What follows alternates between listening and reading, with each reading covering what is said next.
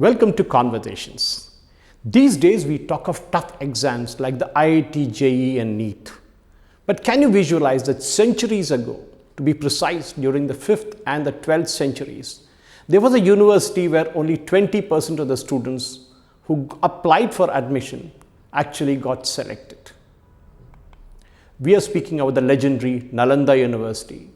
In its prime days, students flocked from far and near to learn from acclaimed teachers. There were said to be 1,500 teachers and 8,500 students who attended about 100 lectures that were held every day. Nagarjuna, Vasubhandu, Asanga and Dharmapala held fort in an era which were open to cultural debates that were held in the arena of the intellectual space. Great masters such as Nagarjuna, Aryabhatta and Dharmakirti are said to have contributed to the scholarly traditions of the ancient Nalanda. In addition to the endowments from the revenues from 100 villages that were allocated for the expenses of which Nalanda was included, including food and accommodation and clothing for students.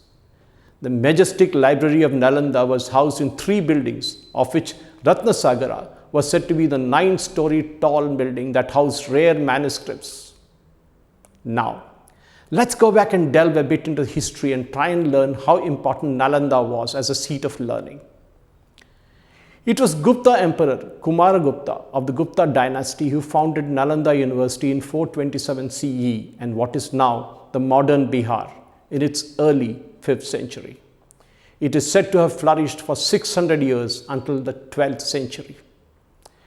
It was during the regime or era of Harshavardhana and the Pala monarch that Nalanda rose to its zenith of popularity.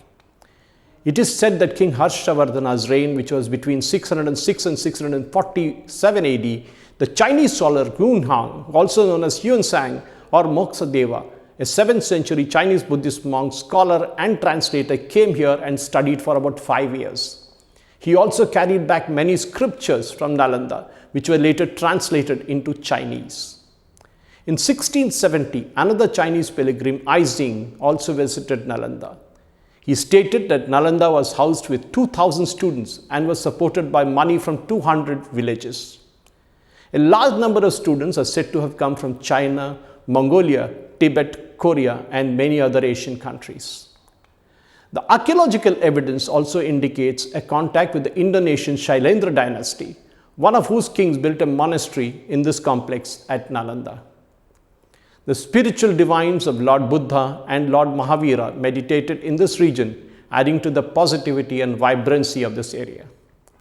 In its lifetime, the different invaders destroyed Nalanda University at many times. The first destruction was caused by the Huns under the reign of Mihirakula. The first attack on Nalanda Mahavira occurred between 455 and 470 AD during the reign of Emperor Samudragupta of the Gupta Empire. The attackers, as I told you, were Hunas from the Central Asian tribal group, primarily motivated by the desire to loot the university's valuable resources. Emperor Skandagupta later re-established the university. It was during his reign that the renowned Nalanda Library was founded. The second attack on Nalanda Mahavira occurred in the early 7th century, planned by the Godas Emperor of Bengal.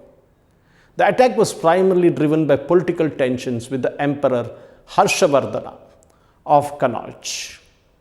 Despite destruction, the university was restored by Harshavardhana, allowing Nalanda to continue its mission of global knowledge dissemination. The third attack on Nalanda University happened in 1193 by Bhaktiar Khilji, and we all know what happened then, and the entire place was burnt down. It was the most destructive and left Nalanda in a lethal manner that could not actually turn into anything. The majestic libraries, which stored thousands of books and manuscripts, were burnt. The fires from those books are said to have burnt for months. The total lifespan of Nalanda University was from 427 and 1197 AD. It was rediscovered in 1812 by Scottish surveyor Francis Buchanan Hamilton and later identified at the ancient university by Sir Alexander Cunningham. The ruins of Nalanda University was declared as a UN Heritage Site in 2016. What you see in the picture behind me is a modern Nalanda. The idea for its revival emerged in the early 2000s when former President APJ Abdul Kalam and the Singapore government and leaders of East Asian Summit countries all advocated for Nalanda's return. The Indian Parliament passed the Nalanda University Act in 2010, providing a legal framework for the new institution. Nalanda University, the modern one, is envisioned as a collaborative effort between India and other East Asian nations, symbolizing a renewed focus on regional knowledge exchange.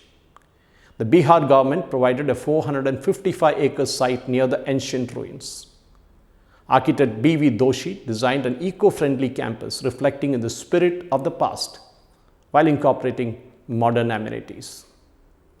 India should once again be recognized as the most prominent knowledge center of the world. Prime Minister Narendra Modi said when he inaugurated the new campus of the Nalanda University on 19th of June.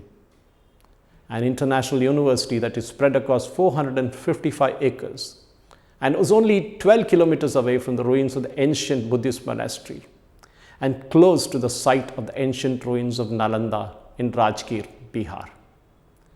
The Nalanda University will offer postgraduate programs in various fields including Buddhist studies, historical studies, ecology, environmental studies, and international relations.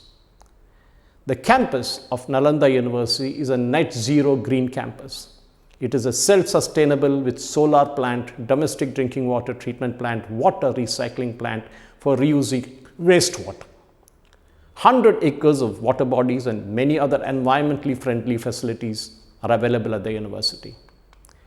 As a center of learning, His Holiness Dalai Lama wrote about the Nalanda University. It shone like a sun in the east, education rooted in its rigorous study. Discussion and debate flourished at Nalanda, attracting students from far and wide. In Asia, in addition to its philosophy in science, mathematics, and medicine, the students learned about the age-old Indian traditions of ahimsa and karuna, which remain not only relevant, but also essential in today's world, said the Dalai Lama. In addition to these positive qualities, students of Nalanda University these days are developing a thorough understanding of the workings of the mind and emotions, which arouse out of the traditional Indian meditative practices for developing tranquility. Shamatha and insight, Vipassana, the way Nalanda actually presented its traditional sources. These qualities in terms of logic and reason means can be equally and readily combined with a modern education for the wider benefit of humanity. The university can accommodate about 7,500 teachers enrolled in 6 schools and students also.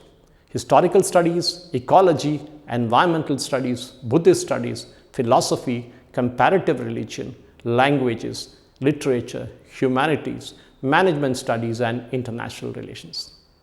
While the official cost of the entire project was not revealed by officials, as of 2016 that is, India had contributed about 684 crores and China and Australia had contributed 1 million each, besides contribution from Thailand and Laos. Now that we have learned a bit about Nalanda, we will soon learn about other schools of thought of learning about our glorious history. Keep watching SA Media and we will have all of this coming in the next few days. Thank you for watching. Jai Hind.